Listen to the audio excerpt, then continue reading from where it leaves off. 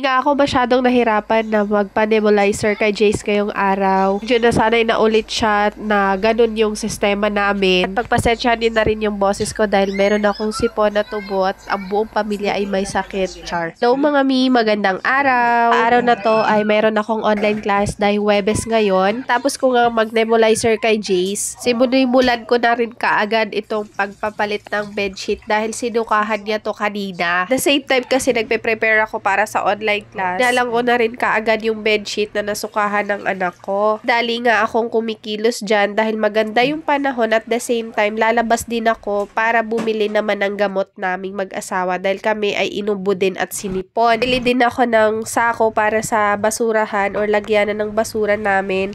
At ito na nga, dumaan na rin ako sa butika para bumili ng gamot at ng Vicks. Na din ako habang nasa labas ako dito sa O-Save para naman bumili ng tinapay at saka bumili rin ako ng tubig. Malabas din talaga ako, nakalista na yung mga yan. Kaya ito, sinamahan ko na rin ng prutas para naman boost yung immune system namin.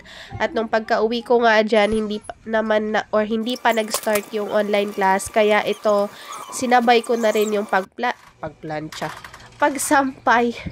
Kasi maganda yung panahon kanina, tirik na tirik yung araw. Hindi nagtagal, nag-start na rin yung 11 a.m. to 12 p.m. na online class ko. Actually, meron talaga akong 9 a.m. na pasok kanina. Na-move siya ng October 2. So, isang subject lang yung pasok ko ngayon. Itong subject na to ay tapos na today. Wala na kaming pasok sa kanya dahil nag-conclude na siya. Kasi talaga siya nag-start at yun yung objective niya na maaga daw siya mag-start at the same time para daw makapag-start kami or makapag-focus kami sa thesis na gagawin namin. Kaya nga akong susunod na klase dyan, kaya ang naisip ko ay maglinis dito sa aming CR. Ito nga, inuna ko na linisin itong exhaust fan namin dahil medyo makapal na rin yung kanyang alikabok. Kailangan ko rin bilisan yung kilos ko dyan dahil medyo nagpapabebe or nagpapalambing yung aming anak dahil nga may nararamdaman nga siyang kakaiba.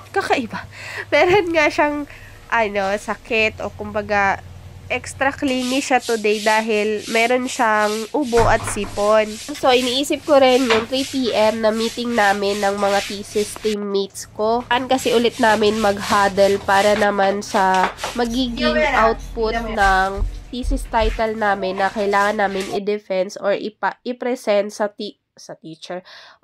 Sa professor sa Monday. Araw talaga nung mag-brainstorming kami, lumabas talaga yung pagiging overthinker namin, Charles. Pagkatapos ko maglinis dyan, ay pinanebulizer ko na tong toddler ko at pinatulog. Forward, no makatulog nga si Jace, ay inasikaso ko naman itong orasyon namin. Orasyon, Char? Hindi, parang gagawin ko kasi is magsusuob kaming mag-asawa. Plan ko kasi, paunahin ko siyang magsuob at ako naman yung next. Tapos pinakuluan ko lang yan dyan habang nagkakaroon kami ng session ng meeting with my classmates. So, kuyang nasa meeting pa ako, pero inaasikaso ko na itong magiging suob ng asawa ko. Katapos din ng mahigit 2 oras, ay sumunod naman yung pagsusuob ko. Isip ko kasi na makakatulong to para sa amin dahil meron kaming ubo mag-asawa at the same time meron ding sipon at masama talaga yung pakiramdam. Alam kung tama ba tong orasyon ko, pero anyway, salamat po at umabot kayo dito. Hanggang sa muli, paalam!